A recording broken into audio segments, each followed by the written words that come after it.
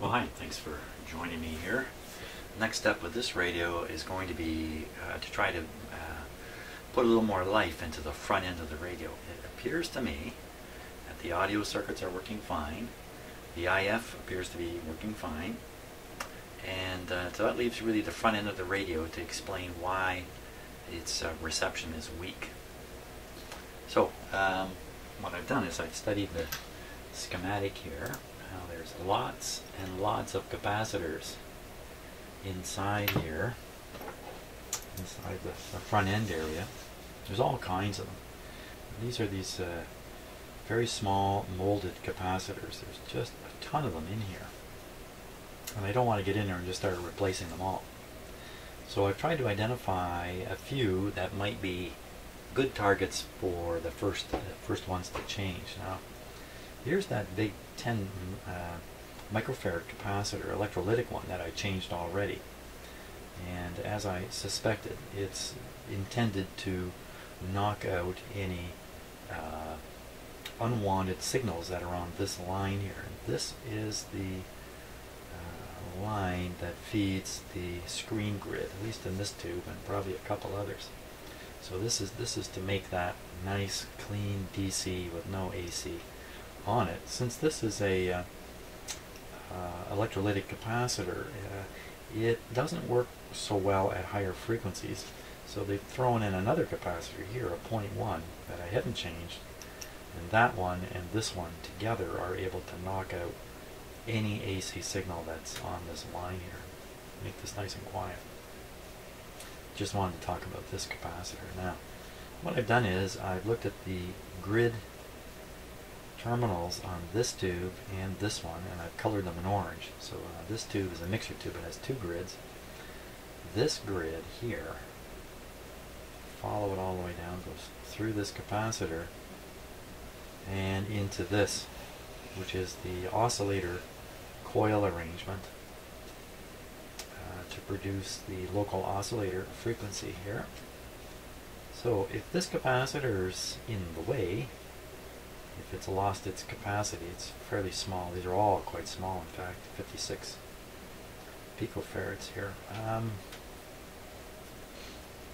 That could potentially reduce the local oscillator signal strength coming into the mixer tube, which I think would result in weak output, I believe. Now if we follow the other grid, this is the signal grid, the one you're going to actually have the signal come in on. So this is a very big resistor here, and then right away we're into this capacitor, a 560 picofarad capacitor. It's a fair size for a small capacitor. So again, if this guy is weak in that it's not passing the signal through, that would certainly weaken the radio. There's no reason to be suspicious that this one is particularly weak. It's just, if I want to do these in some kind of logical order, this is the approach I'm thinking of taking. So I would replace this one and this one, and now if we go back here on the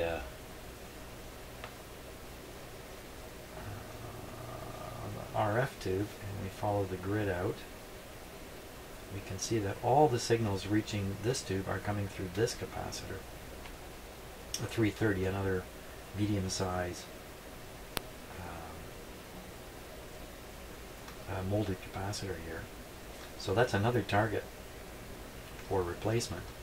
It appears to me the radio is weak on all bands. So I'm not inclined to start poking around on these capacitors. Many of these are related to certain bands and not others. And it would take me quite a while to study the schematic and figure out for sure what's up with all this stuff. But the ones that can affect all the bands are these ones here. There's probably more in here. Look at all the ones down in here. Yeah, another approach here is to look for the bigger capacitors. You know, there's a big one down here, 5600, 2400. These ones, if they lose their capacitance, I don't think it's terribly likely to happen, in fact, with these kinds of capacitors. But if they lose their capacitance, well, there's a lot here to lose. The difference between well, let's just say I think the larger capacitors are more likely a problem. But that's just a theory in my head. I don't really have any reason to really honestly believe that. So, wow, trying to locate this one and this one. Wasn't there another one? This one. Going to be a little challenging. Another thing I could do is I could simply measure the signal coming up from the local oscillator here. I could just measure it on this line and see what it is. If it looks really low, especially if I look on this side and it's really strong, and on this side it's pretty well gone, then we'd really want to go after this capacitor. Maybe this is the first one to try to locate. C19. It's right on this terminal, and it goes into the switch here. So our hope is to find this resistor. This terminal will lead us to this capacitor. And to do that, I'm going to have to discombobulate my arrangement here with the radio being up on the stand. I'm going to have to unplug everything. Okay, let's get it ready for hunting. Hunting in the back. Okay, I managed to tip the radio back and keep all the push buttons connected. Great. Now, you can see my close-up camera will be switching to in a moment. So I'm trying to locate this capacitor right here. And it's going to come off of pin number 5 off the tube that we're going to be looking at. You should find this resistor, a 33K, so that's orange, orange, orange. That's a triple orange. Shouldn't be too hard to spot that. Okay, here we go. Hey, there it is. I see a triple orange right down here already. Okay, so triple orange and 56 picofarads. You got that great big capacitor in there. Hey, that's the 0.1. That's great. So this is the 10 electrolytic, and this is the 0.1. So I did actually change them both. Great. Okay, now where's the little tiny guy I'm looking for? 56 picofarad. Okay, so it's going to be connected to one side. Well, that resistor, one side of that resistor is going to ground, and the other side, I see the capacitor. Do you see it? I see it. Look at the 33, the 33K resistor, which is right here, and right above it. Oh, wait a minute, maybe not. Yeah, it looks like there's a wire right there that leads to this black capacitor way down in here.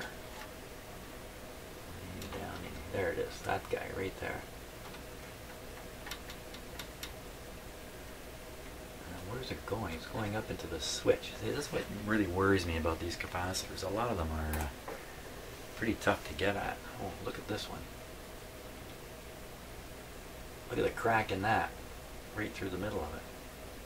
That's one of those big ones. Oh, yeah. And here's a split one.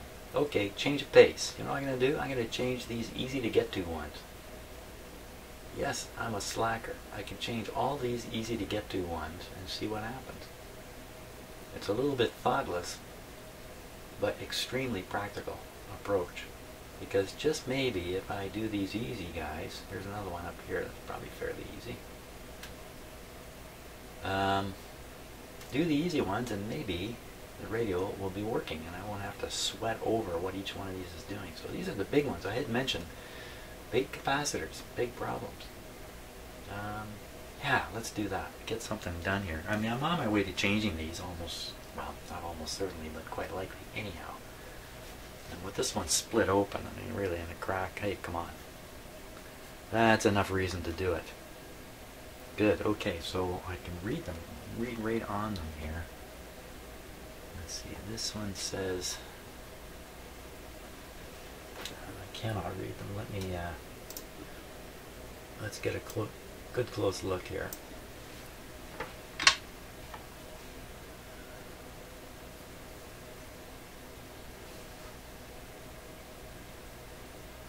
5600. Okay, and this one up here, oh look, it's cracked. Yeah, that's the one that's cracked on the end, but it's actually cracked right through the side too.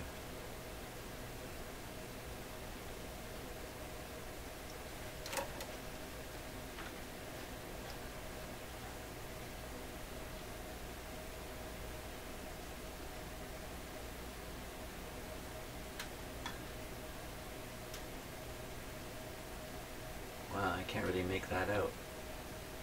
But hopefully we can cut it out and we can figure it out. This one's very clear though. 5600 on the schematic here. 5600, I saw one. There's one right there. 5600, that's probably it. Wow, I have this memory of a schematic very similar to this and two capacitors right in this area, and ended up replacing these capacitors did the trick. What's going on with that C40 there?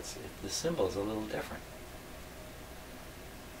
It's got bumps on either side of the plate. What's that trying to tell me?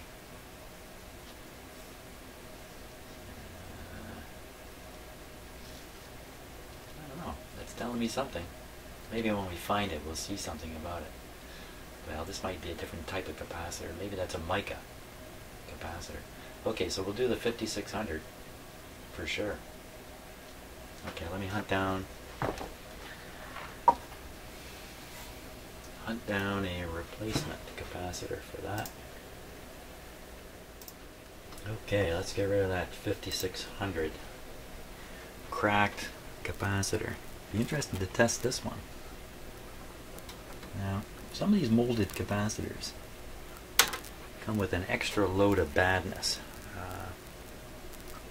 And now once they get a little moisture in them, the acids that are left in some of the paper insulation start getting busy. Of course, the acids are very, very conductive to begin with.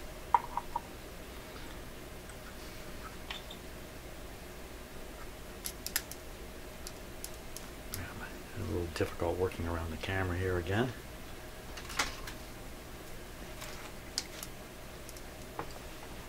Pretty tight spot here.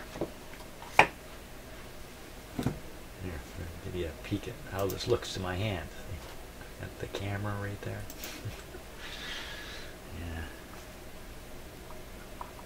Yeah, the things I go through to make these videos, oh boy.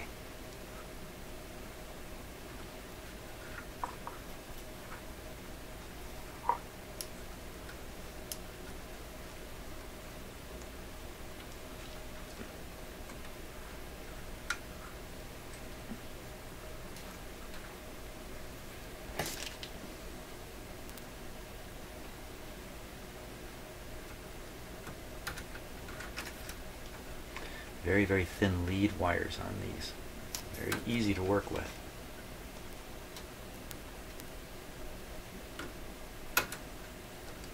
Should say that after I'm finished, actually, because I'm saying one thing and I'm proving something else.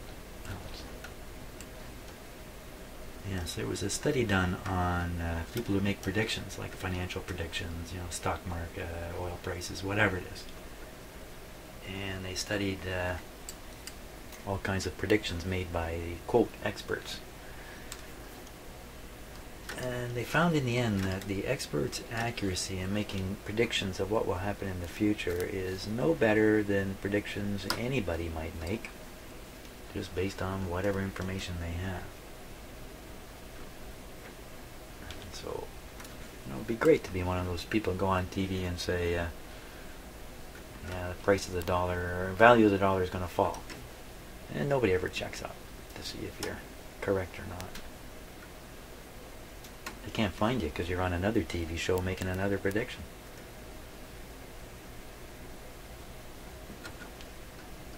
I suppose the weatherman's about the same here.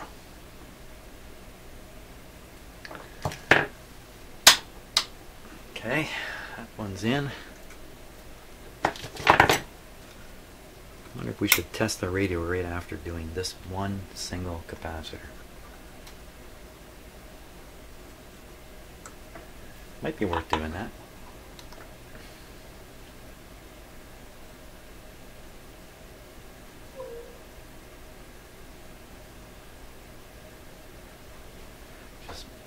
wasting a bit of time there waiting for my soldering iron to get hot enough.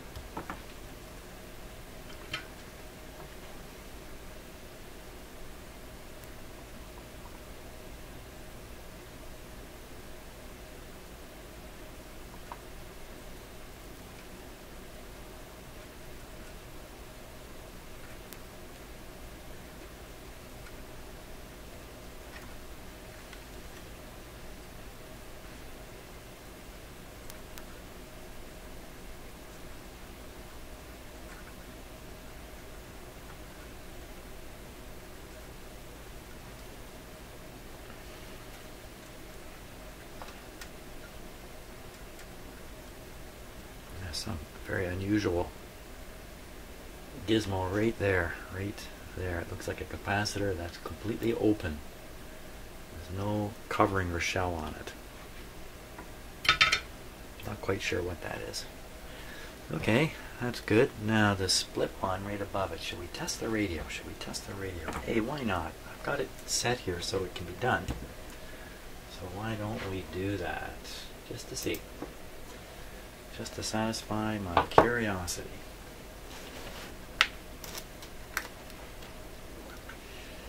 Oh.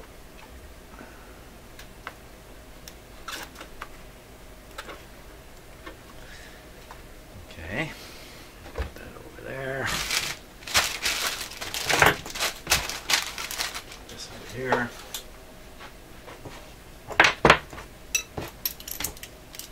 Move all these away. Here, okay. Cracked right through, right around, all the way around. Just checking to make sure everything is safe. We're going to be, won't be on the antenna. I gotta plug this big clunky antenna in here.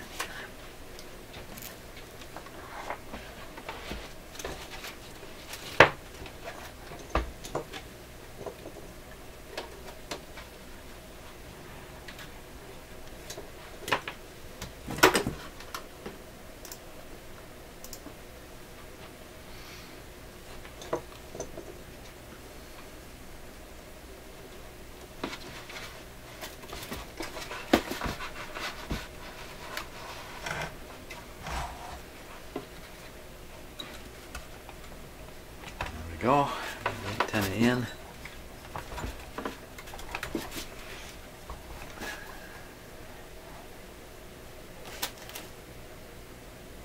Hope these wires don't break away from inside the radio. I'd have a hard time figuring out where they're coming from.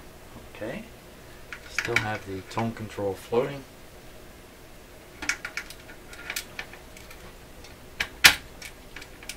Let's just reduce that a little bit. There we go. Good. Everything's ready to go.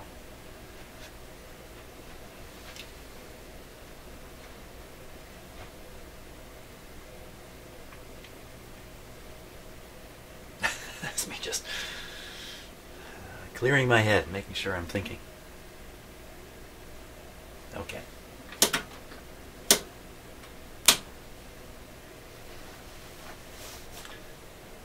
Volume down. We're on band, let's go to band A. I think when the AM band comes to life, that's when we know we're hitting the mark. Where's that funny startup pop?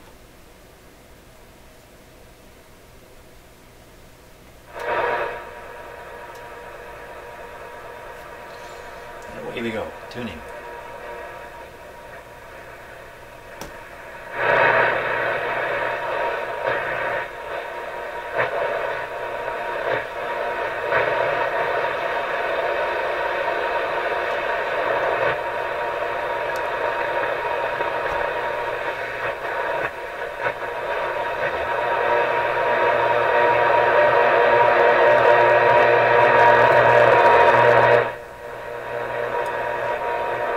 Too good.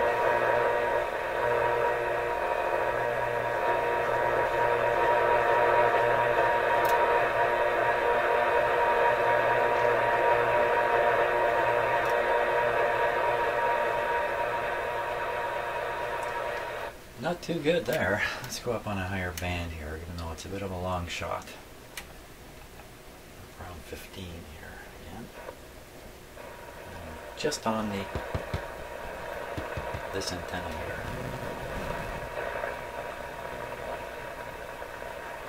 Bit of a long shot to pick something up.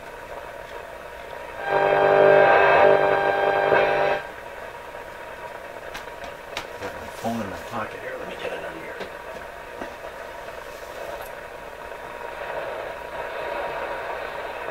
Not that I think my phone's going to bother the radio. My phone's going to bother the video. That's why.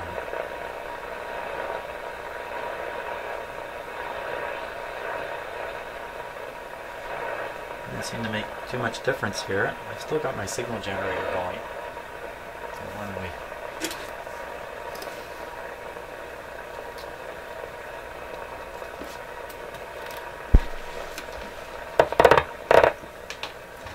Connecting the signal generator, just the one lead. I'm not connecting the ground lead to the chassis. So that's connected to the antenna now. And we're about 150 or something of that sort. Ooh.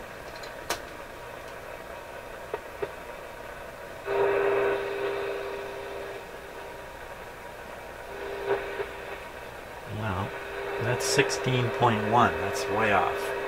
Maybe that's an image. Yeah, 15.225. That's the correct.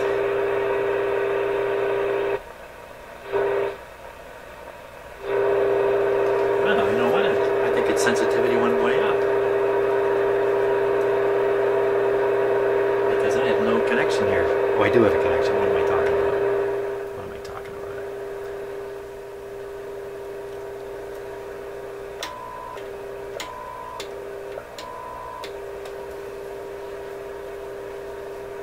Seems like its sensitivity went up. I mean, I can't be absolutely positive. Wow, could that have been it? Let's hook it up to a regular outdoor antenna. Let's see what we get here.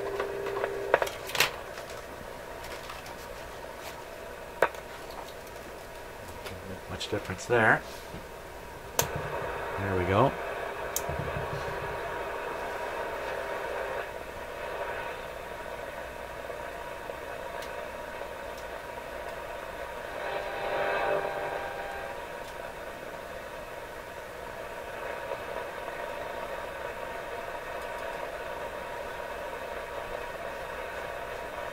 Now there's often some strong religious stations at the upper end of this band, but they're actually beyond the range of this radio, I think. Nobody's showing up. Just for fun, let's try this band. Now this is 13 megahertz all the way up to 16. It's not band spread as much as the others.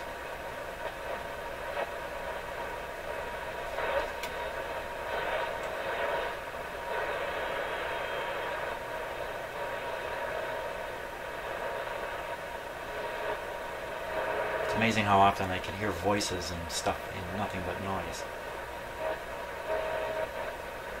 Good imagination.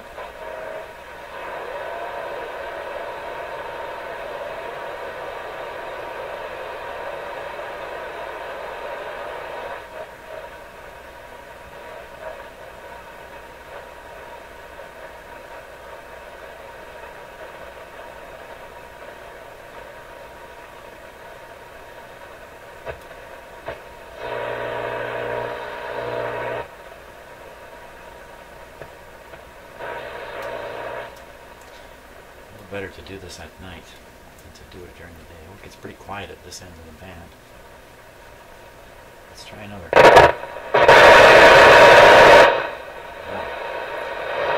Okay, 25 meter band. I think that's, is that 9 megahertz, somewhere like that, 9 or 11 or something. Hey.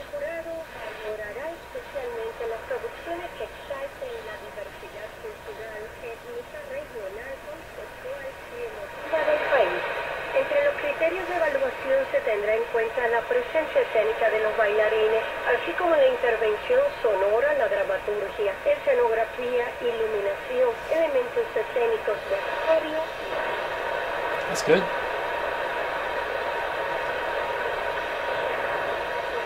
Cuyo propósito es movilizar a los artistas, creadores, investigadores y gestores culturales solo para incentivar la cultura.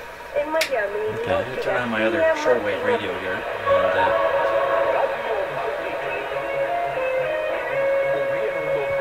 now, I'm going to run out. I'm going to run out and just look at the face of the radio to see what frequency this is on the 25-meter band. And while I'm out there, I'm going to take a photo of it so I don't have to run out there anymore. In the meantime, you guys take care of the shop till I get back. Okay? You're in charge.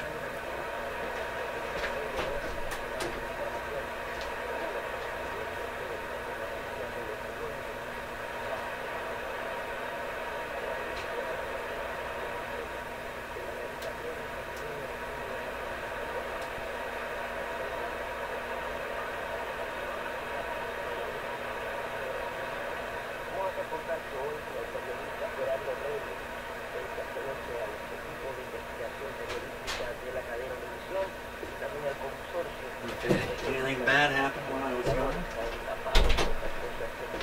Doesn't look like it. So now I have a picture of the band.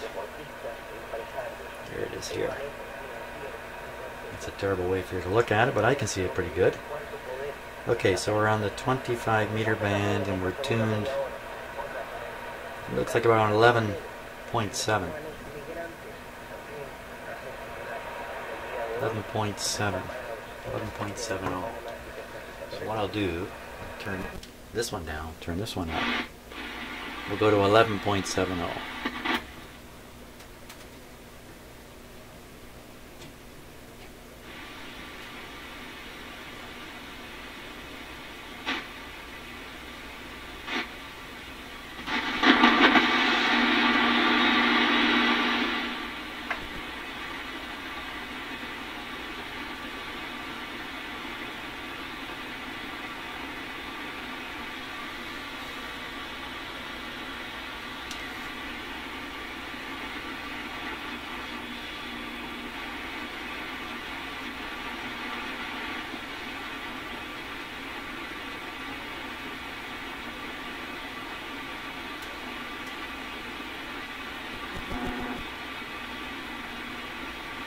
Not getting anything.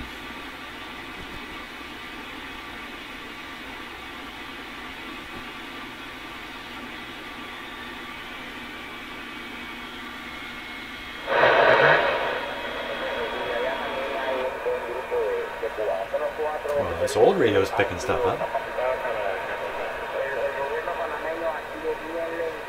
Okay, so what I'll do is I'll use the signal generator to figure out what frequency we're on here.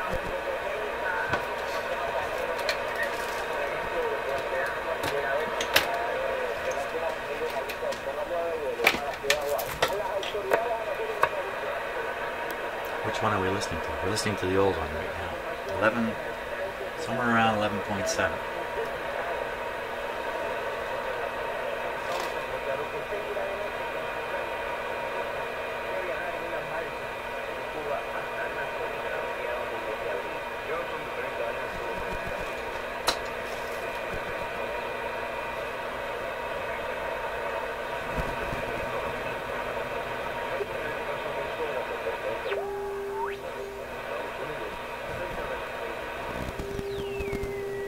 $11.925.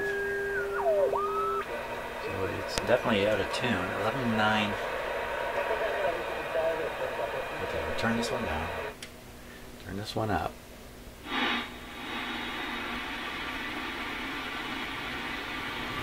Now, signal generators also reaching this radio.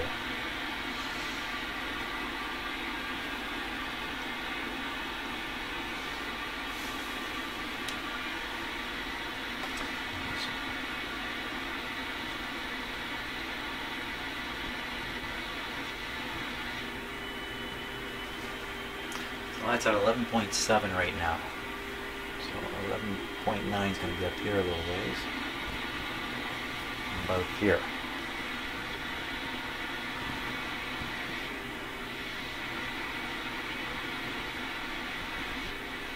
11.86.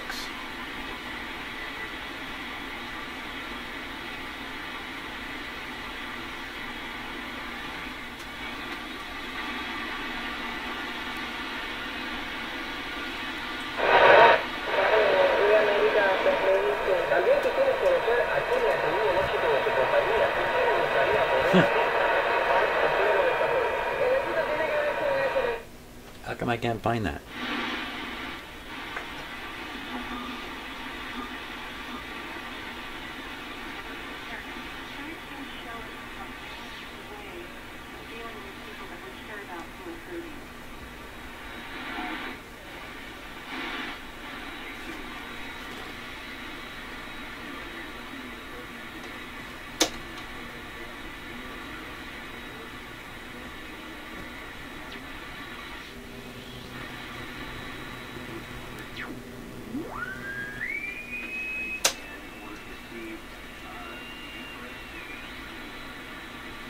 Oh, 12.3.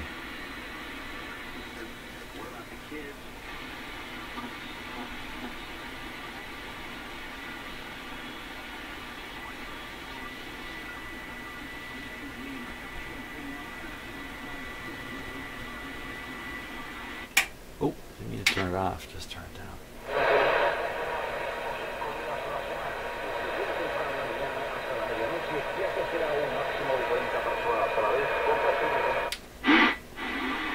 Yeah, that's it. Wow, that's a stunner.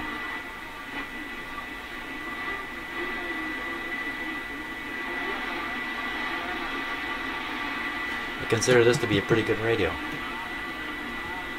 This is a Gonset G43. Hear that?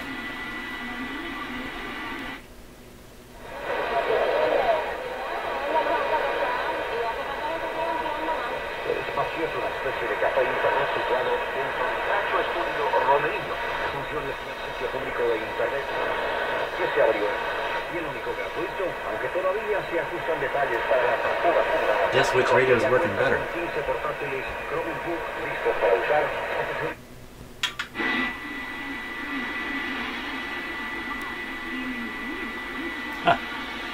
Isn't that something? Okay, well, with that little piece of evidence, this tells us that at least in the 25 meter band, this old radio here is performing quite well. In fact, surprising to me, better than one of my favored radios. My gosh. And they are connected to exactly the same antenna. There's no difference. So wow, I'm floored. I'm quite floored. But I know these are good performing radios when they're tuned up. And I haven't even tuned the RF part. I haven't done anything. I haven't done any tuning in here. I didn't touch the IF or anything. Wow, isn't that great? Now, what about the other bands? I think I should go ahead and change out this other capacitor down here. Leave it just where it is. Change that out, and I mean, the radio will only get better. It cannot get worse unless I make a mistake doing these changes. Wow, isn't that something? Hey, you know what we should do? We should do this. We should test the capacitor it's hooked up. Yeah, let's do that. Let's just do that. Try my brand new camera setup here. Pile of, see, junk piling up on my bench. I don't like that.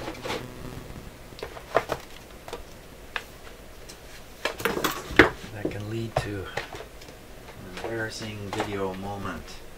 Let's get my phone out here too. Hopefully that hasn't been interfering. Now, what did I do with the where did the dud capacitor go? There it is. Now, this is a fairly low capacitance here. Using long leads. Long leads add about 10 picofarads. So this is a 5600, so I don't think there's a problem again. using long leads.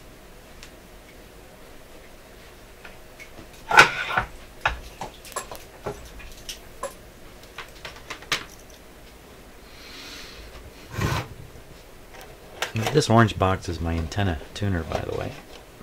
I'm not really sure if I should have it here, but it's a nice, provides a nice termination for the for my fairly decent outdoor antenna, my telephone drop wire antenna. Okay, so these leads might actually have a little more capacitance than, you might have 10, but still. Let's switch this on. Let's consider another camera here.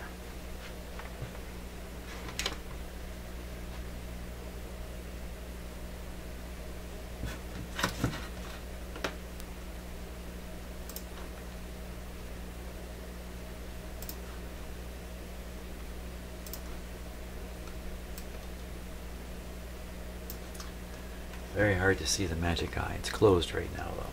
Let's see.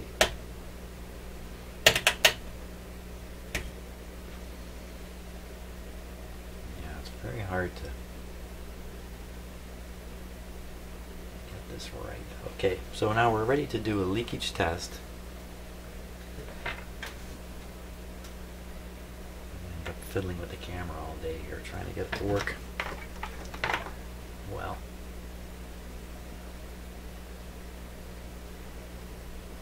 There you can kind of see the gap. What lousy. Who runs this TV station anyway? I'm going to talk to that guy. Okay, so you can still see it's on 25 volts. Here we go. Popped right open. So it's not showing any real evidence of leakage. Pretty good there. That was 250. So now the question is, what is the capacitance? It's supposed to be 5600 picofarads. What is that? That is 5.6 nano. That would be 0.0005, I think. Lots of zeros. Lots and lots of zeros. So we'll make this just on the most sensitive scale. See if we can find it somewhere. Oh, it's popping open right there. Now we're towards the end of the range here, which isn't the best way to use this instrument, but right there. Now what's that? That would be 0.005. 0.005 would be 5,000 nanofarads. 0.005 micro is the same as 5,000 nano. That's like 5 million picofarads. That's way more than it's supposed to be. But I am on the end of the scale. Let's try another scale here just to see. Oh, pops open here too. And that's now 0.005 again. It's giving the same reading, 0.005. Okay, let me disconnect it here and just... Oh yeah, it's definitely the capacitor doing that. 0.005. It's okay, so am I doing my arithmetic right? It may not be.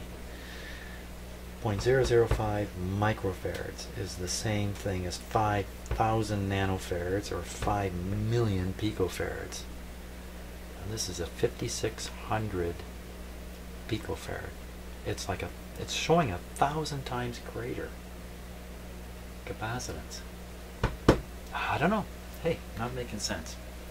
Why do I do these things to myself? I should just make assumptions and carry on forever like that. Well, seem to make a difference. Maybe I'm just mistaken. Maybe I am mistaken.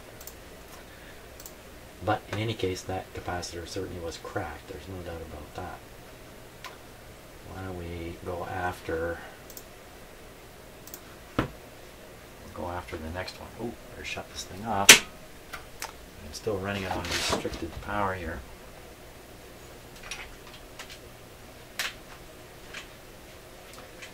this one right here.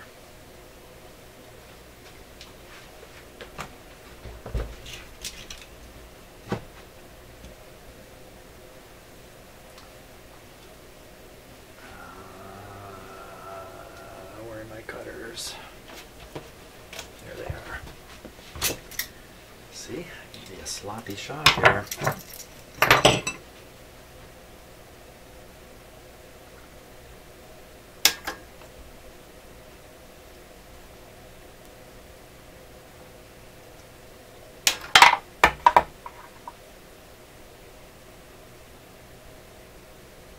Well, it says 2000 and there's a crack right through it there. I'm pretty sure that says 2000. Oh, sure.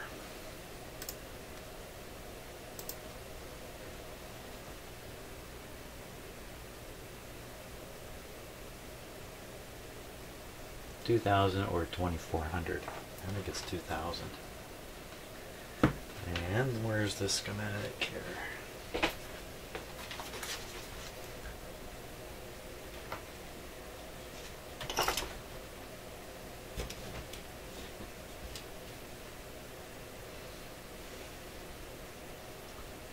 I just changed was that one. There's a 24 right next to it, 2400. So maybe that says 2400. And the two biggest capacitors in there. They're going to be up in this area. It's going to be close together. So I think it's that one. I think it's 2400. Where'd it go? Oh, that's the 56.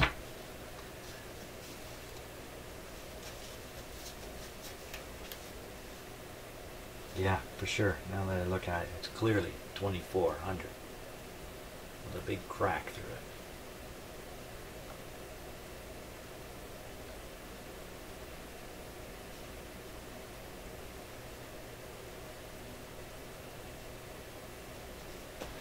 $2,400. Okay. Time to go looking for a capacitor. Woo! Where you going there, camera? Okay, so I had to put two 1200s together to get 2400.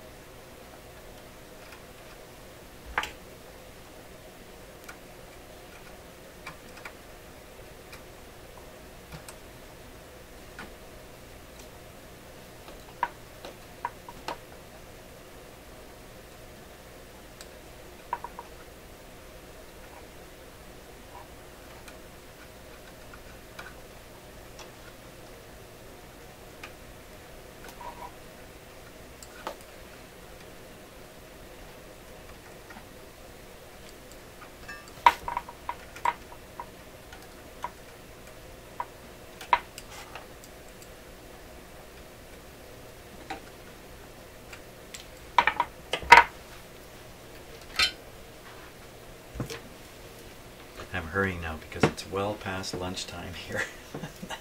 I'm going overtime today. A big snowstorm happening outside right now.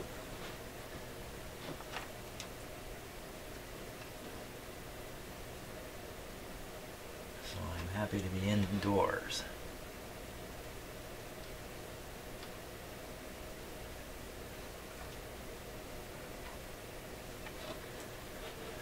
Go. That takes care of the two obviously defective or damaged, I shouldn't really call them defective, damaged capacitors.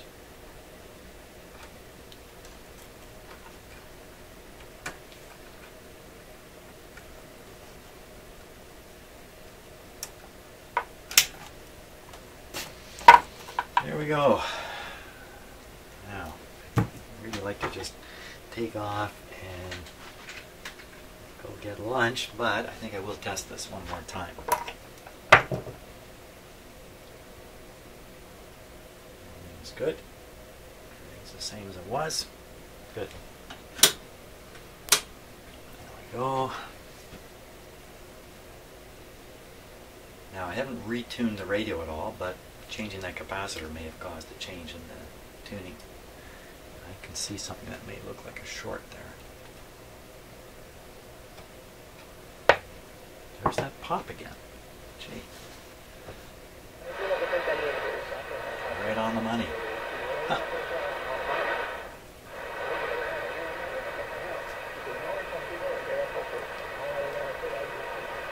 Well, we know one band appears to be working really well already.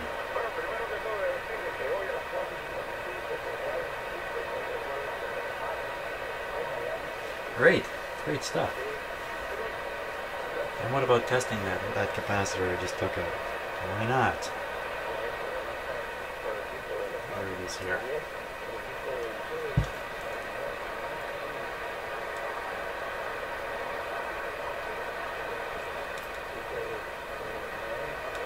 I think I put one of these chassis up against my big Hammerland and Collins radios, commercial shortwave receivers of great renown, and I think it stacked up really well, if I remember right. I've done quite a number of these now, these particular radios. Okay, now you can't see the eye, but you can trust me when I tell you. In fact, quick, use my new camera arrangement here.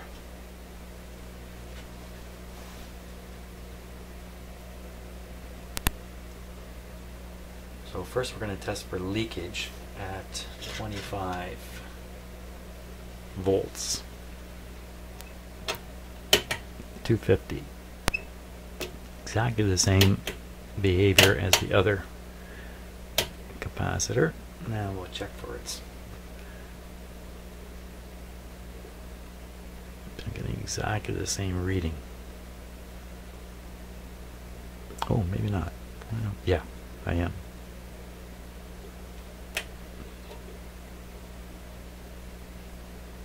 Almost the same. It's a little coming in a little smaller, like 0.003. It's still reading way large. It could be these clip leads. So now we're just testing the clip leads.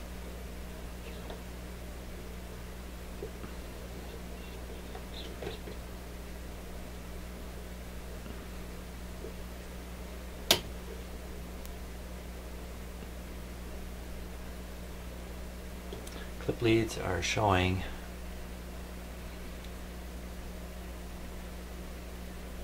I have a hard time sorting out the scale on this machine all the time. 0.000. That's a little more than what I thought. Well, the main thing is this a leaky capacitor? No. Does it have some capacitance in it? Yes. Is it calibrated? I don't know what I'm doing. I'm too hungry to do this accurately right now.